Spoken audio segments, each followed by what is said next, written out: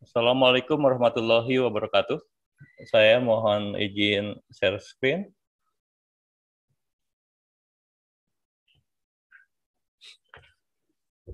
Teman-teman, penyajian data itu nanti akan dibahas bagaimana pengertian penyajian datanya, ya, maksud dan tujuannya, kemudian bicara tentang penyajian data dalam bentuk tabel, kemudian penyajian data dalam bentuk grafis. Nih, penyajian data merupakan suatu kegiatan statistik yang dilakukan setelah tahap pengumpulan dan pengolahan data.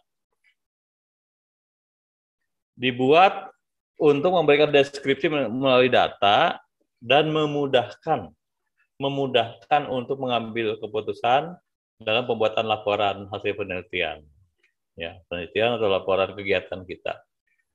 Intinya data-data yang sudah kita susun tadi tentunya kalau ditampilkan dalam bentuk grafik dalam bentuk data yang ditabelkan saja kan tidak data misalnya dikumpulkan di kabupaten kota sekian tidak diatur tampilannya seperti apa, nanti juga kan nggak akan menyulitkan bagi pengguna data.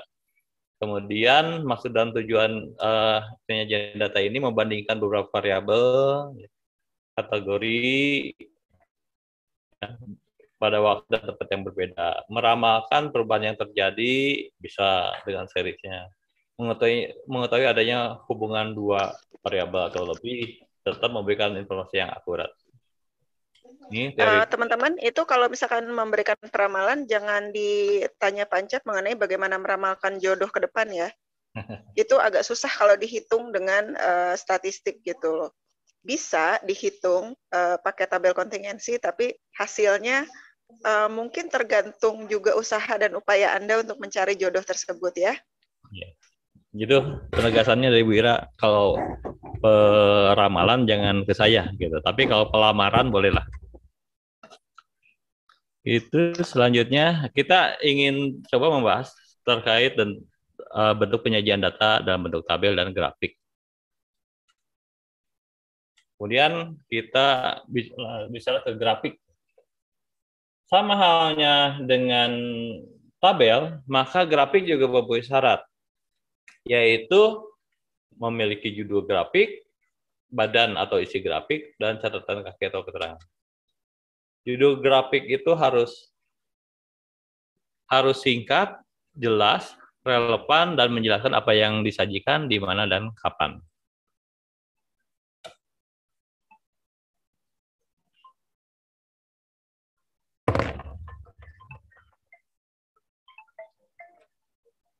Mohon maaf, ada telepon. Halo Bu. Salam ya.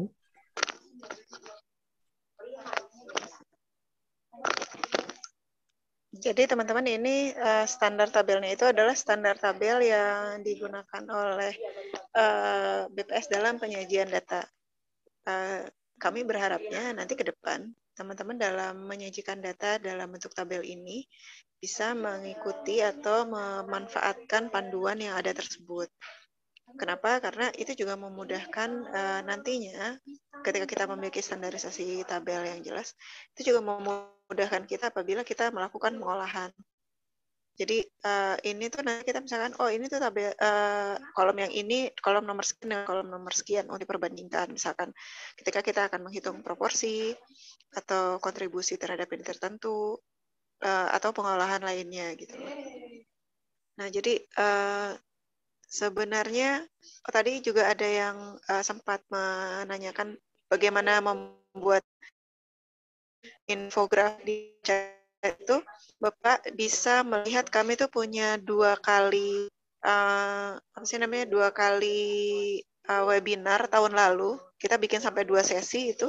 Kita buat 2 sesi karena yang pertama itu sempat di feedbacknya diminta bisa nggak sih ada materi ulang gitu.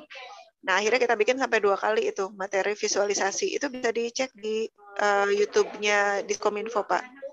Kalau nggak salah di sekitar bulan Agustus atau September gitu. Mangga Pancap, dilanjut. Ya mohon maaf, Bapak Ibu, masih ada sih barusan dari Pemda Bogor Disangkanya saya masih di Bogor di BPS. Ya nggak apa-apa. Jejaring kerja kan masih bisa terpelihara ya. Kita lanjutkan. Judul grafik itu harus singkat, jelas, relevan, dan menunjukkan yang disajikan di mana dan kapannya gitu. Kan jadi lihat grafik itu harus jelas. Kemudian badan grafik menampilkan variabel dengan warna yang menarik, batasi jumlah variabel yang ditampilkan, lengkapi dengan legenda yang menjelaskan artinya. Kemudian juga sama catatan kaki menjelaskan label berinformasi dari isi grafik. Bentuk grafik ada grafik garis, histogram, bar, ya. Kemudian pie, histogram. Kalau sekarang ukuran datanya itu untuk garis dari histogram itu kontinu, yaitu yang interval atau rasio, yang cocoknya ini grafiknya, grafik garis atau histogram. Kalau yang nominal ordinal itu bar ya, grafik batang, grafik lingkaran atau piktogram. Ini ya. Ini jadi teman-teman pada saat memilih grafik gunakan pedoman ini. Kita tentang apa nih? Tentang rasio. Oh, rasio itu ini. Misalnya rasio tadi, rasio laki-laki perempuan. Oh, berarti kalau enggak grafik garis, grafik histogram. Jangan membuat pakai grafik pie gitu kan. Kemudian lanjut. Nah ini grafik batang ya atau bar chart adalah visualisasi yang paling banyak dipakai. Sangat baik untuk menunjukkan perbandingan atau komparasi. Kita ingin membandingkan pakai batang, gitu kan? Juga batang itu kan ada apa? Membanding itu kelihatan ya. Ada ukurannya kelihatan gitu kan, besarannya. Hingga tentang kuantitas data itu bagus ditunjukkan oleh grafik batang.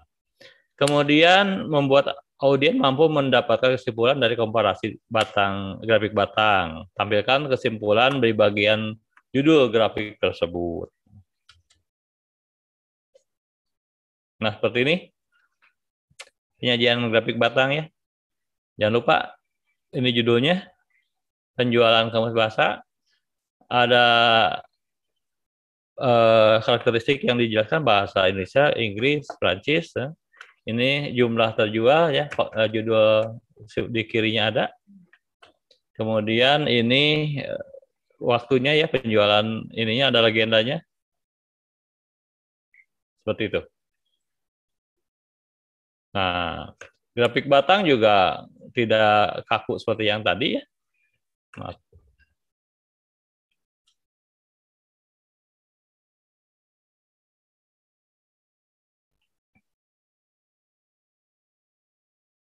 Nah, tidak hanya begini, bisa jadi ada variasi gitu kan, ditambahkan gambar-gambar seperti ini. Kalau sekarang kan banyak sekali aplikasi yang bisa ngedit-ngedit gitu kan. Nah, ini kan bisa lebih menarik tampilannya. Kemudian grafik baris. Grafik ini digunakan untuk menunjukkan tren atau progres pertumbuhan gitu kan. Kalau pertumbuhan garisnya gitu, kira nyerti pertumbuhan, laju pertumbuhan ekonomi, peningkatan PBB, peningkatan pendapatan, ya pakai garis. Untuk membuat grafik garis, kita memerlukan variabel yang kontinu. Salah satunya waktu. Waktunya harus series panjang gitu. Bikin grafik garis, tapi misalnya hanya 2 tahun, kan nggak lucu. Ya. Garisnya ngambang gitu. Nah, gitu. Jadi idealnya panjang series-seriesnya gitu. Kemudian jaraknya juga harus jelas gitu. Kemudian yang namanya grafik garis, kita berbicara tentang pertumbuhan misalnya. Kan kita bisa saja ya, kalau di statistik itu bisa saja membohongi orang sebetulnya. Ya. Kalau mau ngelihat pertumbuhannya landai, ya, seriesnya panjang, datanya dipanjangin, landai itu. Pada saat ingin melihat pertumbuhan itu spektakuler, pendekin aja kan gitu. Data seriesnya akhirnya kelihatan menjulang gitu. Nah itu mah tergantung niat. Kemudian hindari data yang terlalu rapat sehingga tampilan chart Anda saling berhimpitan. Nah, ini ya. Yang saya katakan tadi nih. Kalau kita ingin ininya nggak terlalu drastis, panjangin aja datanya. Gitu. Tapi kalau ini kan grafiknya sudah kelihatan per ini ya, menunjukkan perkembangan bulannya ya. Nah, udah jelas ya. Nah, pada saat menampilkan grafik garis itu jangan terlalu banyak lah yang ditampilkan. Kenapa? Kan pusing ya. Pasti kalau kita misalnya ada 27 kabupaten kota tampilin semua gitu garisnya. Kan orang jadi mikir kan ngelihat perkembangannya gitu. Ya udah kalau misalnya mau menampilkan semua dipecah-pecah saja kan gitu. Dari yang di kelas misalnya kelas yang pertumbuhannya tinggi mana saja kabupaten kotanya. Yang sedang, yang rendah gitu. Jangan sampai di satu tabel kayak satu grafikan gitu. Nanti ini garisnya ada yang ke atas, ke bawah gitu. Jadi pusing lah. Kemudian grafik area atau area chart. Fungsinya hampir sama dengan grafik garis, yaitu menunjukkan tren atau progres. Hanya saja untuk grafik area memiliki dua kumpulan data yang dibedakan satu sama lain. Contoh, nah ini. Jadi teman-teman ini bisa melihat di samping pertumbuhannya ya, misalnya mana nih? Nah, ini misalnya yang hijau nih ya, yang hijau toleransi nih yang di atas.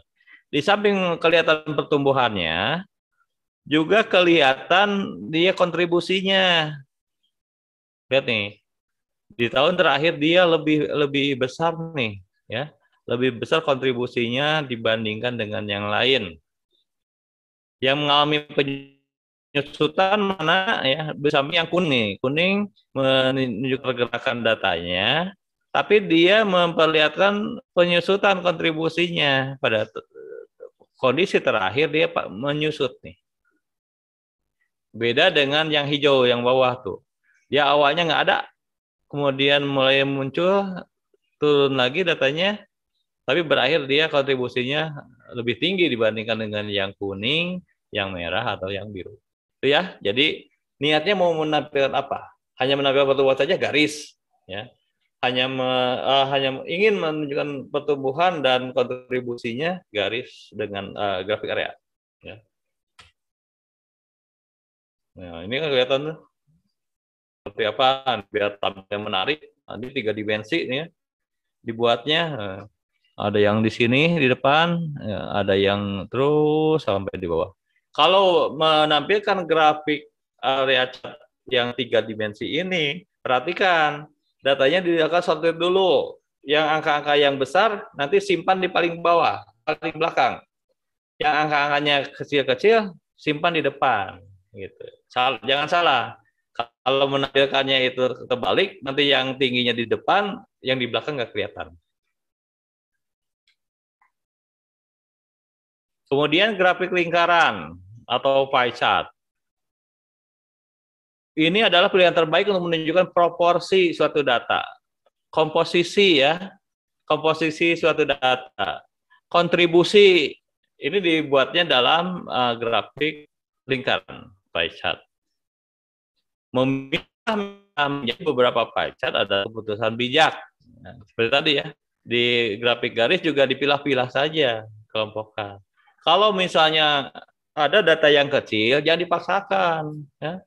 Dipaksakan masukkan semua, nanti juga yang kecil jadinya garis, nggak kelihatan. Jadi bisa saja, kalaupun ini kita ingin menyoroti apa data, misalnya data ternak misalnya. Ternaknya yang besar-besarnya ditampilkan, misalnya ada 3 atau 5, tapi sisanya lainnya, bisa seperti itu. Tapi kalau misalnya lainnya itu ternyata lebih besar daripada yang kita bahas, jangan. Nggak bagus juga kan, masa kita membahas kontribusi, tapi ternyata yang lainnya yang paling besar. Nggak bagus gitu. Yang lainnya itu tinggal perintilan-perintilan saja gitu, yang perlu ditampilkan, tapi tidak mempengaruhi apa yang kita bahas. Nah, seperti ini. caranya ya, ada judul, ada legenda, ya, kemudian di sini juga ditampilkan ya. Ini di hasilnya kan bisa diedit nih, mau ditampilkan di luar grafiknya nih tulisannya, mau di dalam itu bisa diatur. Hurufnya nih, kalau misalnya ternyata hitam dengan biru kan nggak jelas tuh, bisa diatur warnanya, bisa diatur semua warna tulisan, bisa diatur sebagian-sebagian, disesuaikan dengan latar belakang. Kemudian piktograf, memasukkan gambar ke dalam grafik, sangat mudah untuk sesuai data mudah dicerna. Kesulitannya adalah jika data yang tidak genap sesuai dengan skala yang diinginkan. Jadi kalau piktograf itu menampilkan dalam bentuk seperti ini. Gambarnya jadi seperti ini, tapi ada perbandingannya kan. Maka ini mah ada setingkat lebih mahir ini ya, karena dia harus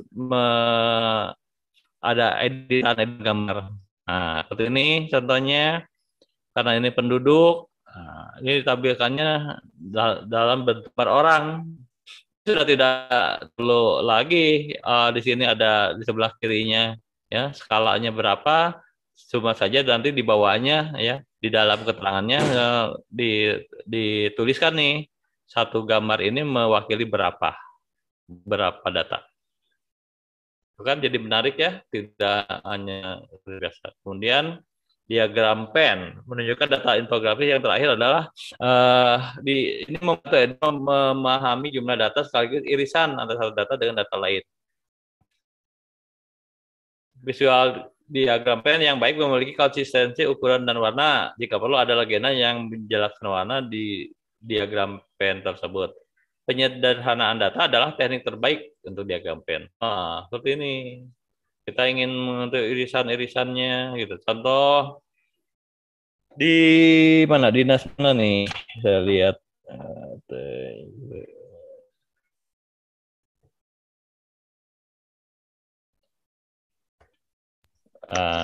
memahami diagram seperti ini akan memudahkan kita untuk ini ya, untuk menyampaikan data tidak dalam bentuk angka dan tabulasi. Kita misalkan ada saran misalnya, kita bisa memperlihatkan diagram dulu, lalu kemudian kita mendalami angkanya berapa gitu loh. Karena kadang-kadang untuk pengambilan keputusan secara cepat, orang hanya akan melihat ini besar atau kecil, mana yang lebih, mana yang kurang. Nanti setelah itu untuk ketika dia angka kuantitatif menghitung, baru dihitung. Manfaatkan tampilan dalam bentuk grafik ini seoptimal mungkin untuk menyampaikan data yang Anda. Oke. Nah itu jadi kita harus menyadari bahwa penyajian data oleh pimpinan itu juga kadang-kadang waktunya nggak cukup banyak ya, nggak cukup banyak, sehingga kita ingin menampilkan apa yang kita sampaikan itu bisa terpahami, terbaca dengan cepat. Contohnya ini, kan? Gambar yang pink ini kan menunjukkan jumlah sebesar apa nih? Yang paling besar kan lingkarannya. Kemudian yang di dalamnya ada bagian-bagian. Contohlah misalnya, kalau di ini misalnya ada di dinas tenaga kerja, ada yang diklat yang dilaksanakan, misalnya pendidikan pelatihan tenaga kerja totalnya sekian, misalnya ini tenaga teknik industri misalnya. Ini gambarannya seperti ini. Kemudian dari peserta, gitu, ada juga yang sudah mengikuti kegiatan lain. Berarti kan ada irisan-irisan dengan kegiatan lain.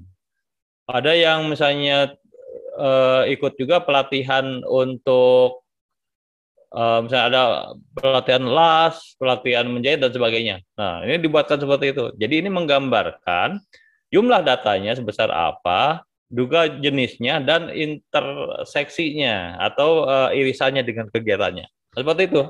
Jadi dengan satu tampilan kita bisa cerita banyak. Gitu.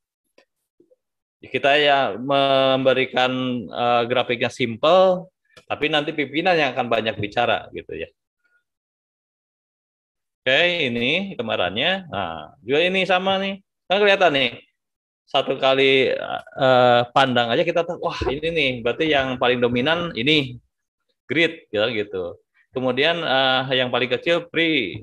Nanti yang ada interaksi, interseksi ya, ada irisannya, ya, udah kelihatan ini dengan ini dan ini. Simple, hanya dalam satu tampilan bisa menjelaskan banyak hal. Nah, seperti itu. Ada pertanyaan? Saya sangat menyadari materi yang saya sampaikan berat. Pak Ancap bisa tolong yang itu deh, yang terakhir. Yang terakhir ya? Yang barusan. Yang diagram frame ini desain grafik. Ini.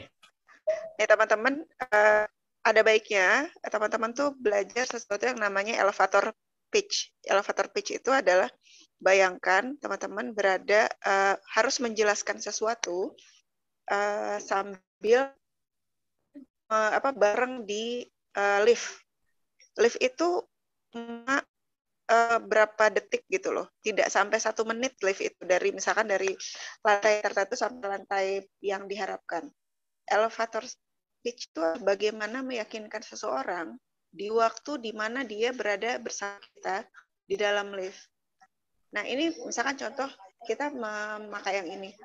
Wah Pak, ternyata kalau untuk desain grafik itu yang penting itu cepat, murah, dan bagus. Nggak harus gratis. Karena ada yang bersedia bayar. Tapi yang penting ketika mendesain itu, oke lah bayar nggak apa-apa gitu. Tapi cepat dan bagus hasilnya. Kalau misalkan pun harus nggak mesti banget gratis misalnya, nah nanti kan ini juga bisa di ada irisan-irisan lain. Nah irisan-irisan lain ini yang perlu ini. Bagaimana meyakinkan pimpinan mengenai ide Anda dengan menampilkan yang ada dengan tampilan yang mudah dimengerti dan menarik gitu, dan dia bisa mengambil keputusan pendapat kamu bisa saya terima atau tidak. Tapi upayakan itu bisa disampaikan dalam waktu yang sesingkat Anda bersama pimpinan Anda dalam lift. Itu namanya elevator pitch. Itu yang kalau teman-teman di perangkat daerah lain yang saya tahu harus melakukan itu tuh teman-teman di Kemlu, Kementerian Luar Negeri itu harus bisa seperti itu gitu loh.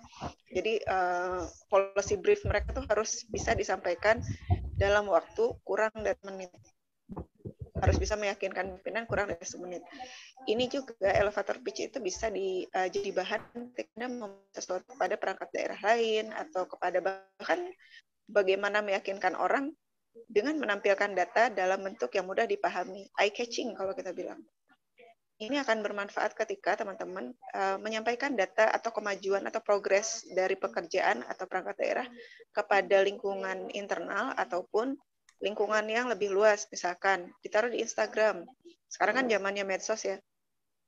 Jadi yang main itu untuk diseminasi data tuh lebih banyak di Instagram misalnya, atau di Facebook. Nah, tapi kalau sekarang orang kayaknya banyak mainnya di Instagram ya dan TikTok sekarang tuh. TikTok itu kan tidak lebih dari 2-3 menit gitu. Itu bisa jadi waktu Anda, limit waktu atau batasan waktu Anda untuk menyampaikan progres atau informasi tersebut. Dan akan lebih memungkinkan apabila menyertakan data di dalamnya. Nah, kemampuan untuk mengelaborasi atau membentuk data tersebut dalam hal yang mudah dipahami gitu kan. Kalau misalkan tabel udah mana banyak tabel terus udah gitu semua orang tuh udah malas lihatnya gitu. Nah kalau kayak gini kan kita akan memberikan pancingan aja, tapi kalau misalkan kita kan bisa bilang, kalau di Instagram bisa bilang oke, kalau ingin tahu lebih lanjut silahkan buka mana gitu, kita bisa ngasih link lagi kan untuk ke data tersebut atau analisis yang lebih besarnya. Seperti itu teman-teman.